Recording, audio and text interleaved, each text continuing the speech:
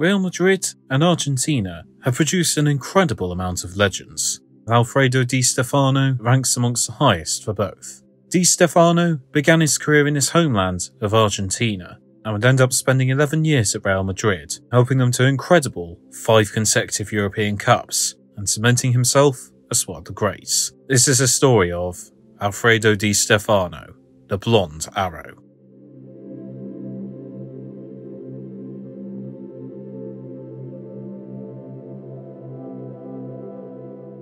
Alfredo Di Stefano was born in Buenos Aires on the 4th of July 1926. His father, Alfredo Sr., was a defender for River Plate, who was forced to retire in 1912 due to injury. He taught his son the game, and Alfredo Jr. would spend much of his youth kicking a ball around the street. He would spend time in the countryside working on his father's farm, with his father later writing a letter to River Plate recommending his son to them. River Plate invited Alfredo Jr. to come and train with the youth team. He impressed and joined the club's reserves. He soon broke into the first team, making his debut in 1945 at the age of 19. Later that year, he won his first honour as River Plate captured the Argentine Championship.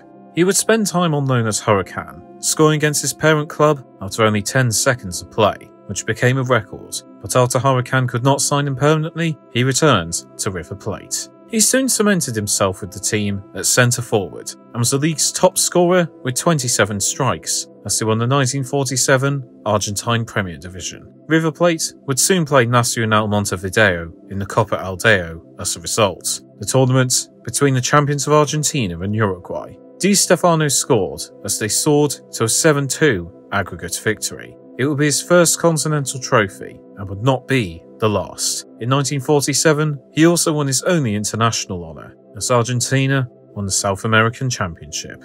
His fine form continued, but his time at River Plate would soon come to an end. A players' strike would take place over the course of 8 months, with the aim of players getting professional status. Many of Argentina's star players would leave, including Di Stefano. However, this was not before Di Stefano played in goal for River Plate due to their starting goalkeeper going off injured, and he proved his talent across the field by keeping a clean sheet against Boca Juniors. Di Stefano looked to where he could go next, nearly joining a Torino side who had lost the lion's share of their squad in the Superga air disaster.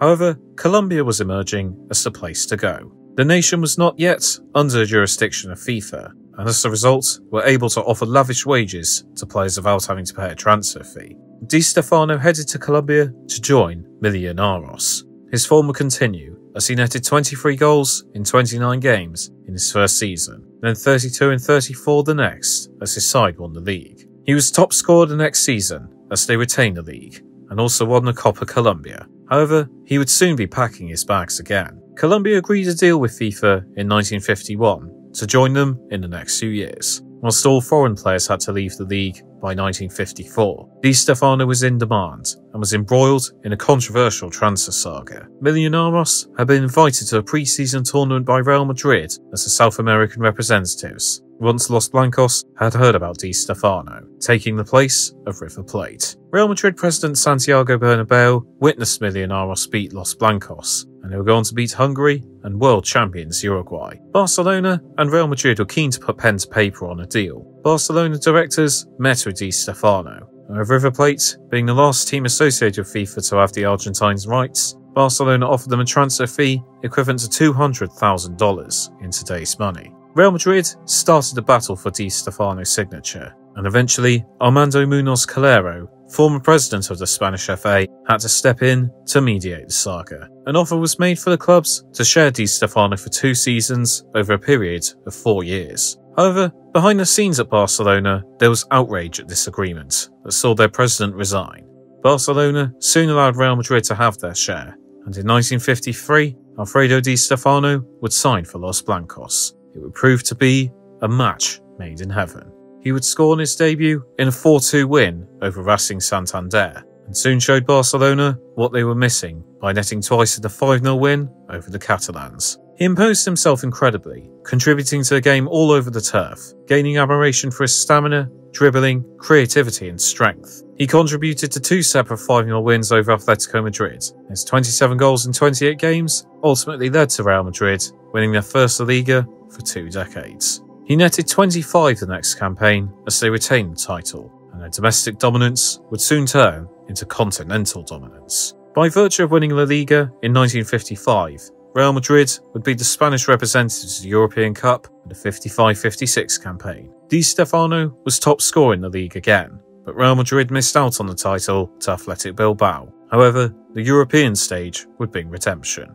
They defeated Swiss side Servette 7-0 on aggregate in the first round, with Di Stefano netting twice in the second leg. They won 4-0 against Partizan in the first leg of the quarter-finals. It was a 3-0 win for Partizan in the second leg, so Real Madrid faced a scare, but they held on to advance. AC Milan were defeated 5-4 in the semi-finals, and so Real Madrid would participate in the first ever European Cup final. Real Madrid would go on to face Reims on the 13th of June 1956 in the final. The first ever European Cup final would be one of the greats. Reims scored in the 6th and 10th minute to grab control of the game, but it would be Di Stefano who turned things around. He pounced on the through ball and threaded it in to make it 2-1 in the 14th minute. Jose Rial levelled it half an hour in, but Reims would go back in front in the 62nd minute. Marcos Marquitos would net 5 minutes later. Real Madrid were the first ever winners of the European Cup, and it was a feeling they would get used to. In the summer of '56, Raymond Kopa was signed from Reims to complement Di Stefano up front, with Di Stefano becoming a Spanish citizen to allow Kopa to sign. Real Madrid won the Small World Cup to add to their collection, and would participate in the European Cup again by qualifying as champions. It would advance to the final once more, defeating the Busby Babes of Manchester United along the way, and face Fiorentina in the final at the Bernabeu.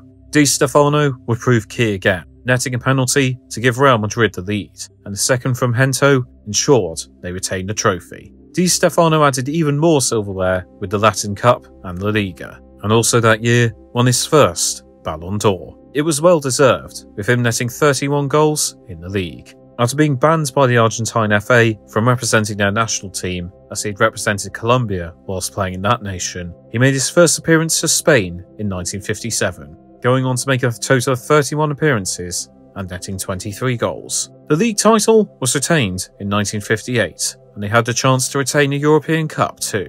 Real Madrid had reached the final again, with Di Stefano netting 4 times in a victory over Sevilla on the way. Di Stefano netted the first, as Real Madrid emerged 3-2 winners over AC Milan in the final. The three-peat was complete, but they weren't done there. Another superstar joined Los Blancos in 1958, with Hungarian Ferenc Puskás signing for the club. They now had a formidable front four of Hento, Puskás, Di Stefano and Kopa. The dominance would continue. Di Stefano netted in a 4th consecutive European Cup final, as Reims had defeated 2-0 in Stuttgart, and he also won a second Ballon d'Or that year. Real Madrid would win the last of their 5 consecutive European Cups in some style. They faced Eintracht Frankfurt at Hampden Park in front of around 130,000 people, in what became one of the greatest games ever played. The West Germans took the lead, but Di Stefano netted twice in quick succession to put his side ahead. Puskás then netted 4 times, before Di Stefano completed his own hat-trick. Frankfurt added 2 more for the game to finish 7-3.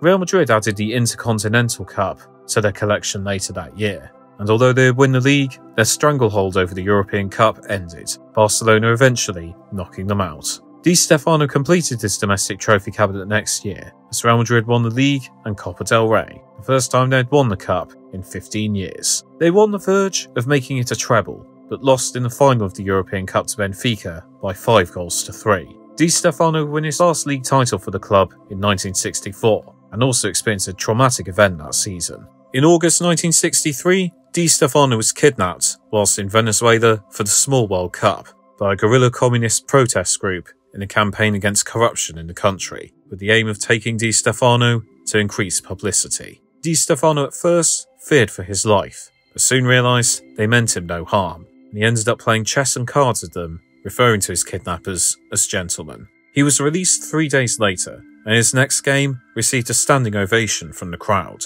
He had reached a European Cup final again that year, but lost 3-1 to Helenio Herrera's Inter Milan. Di Stefano fell out with manager Miguel Munoz over his tactics for the game, which soon spelled the end for the Blonde Arrow. Di Stefano was offered a spot on the club's coaching staff, but turned it down and moved to Espanyol. He left Real Madrid with 8 league titles, 1 Copa del Rey, 2 Latin Cups, 5 European Cups, 1 Intercontinental Cup, and scored 308 goals in 396 games. His records at the club would stand for many years. He retired from playing after 2 years at Espanyol and soon went into management. He started with Elche and made a controversial move to Boca Juniors, arch rivals of his former side, River Plate. He continued winning trophies, going him to national championships and Copa Argentina in 1969. He returned to Spain, winning the League of Valencia in 1971, and upon returning there for a second spell, won them the European Cup Winners' Cup.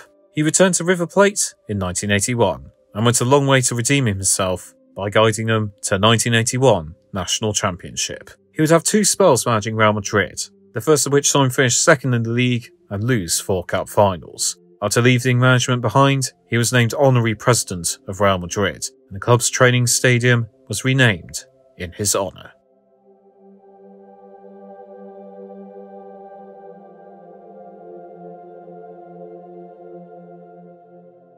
Alfredo Di Stefano died on the 7th of July 2014, 3 days after his 88th birthday following a heart attack. His coffin would lie in state at the Bernabeu for people to pay tribute, and stars from across the footballing world spoke of their admiration for him. Alfredo Di Stefano was one of the first footballing greats. He made jaws drop in amazement everywhere he went, and was a figurehead in one of the most successful club sides we have ever seen. Real Madrid are synonymous with the European Cup, with Di Stefano netting in all their first 5 final victories. It is clear none of this would be possible without him. His complete ability and incredible skill was years ahead of his time, and it is little wonder why Barcelona and Real Madrid fought so valiantly for his signature. He was a marvel of the footballing world, whose legacy can still be seen in the game today for what he did for Real Madrid. Alfredo Di Stefano said he never wanted to be idolised, he just wanted to play, and indeed, he played beautifully, turning the game into a work of art.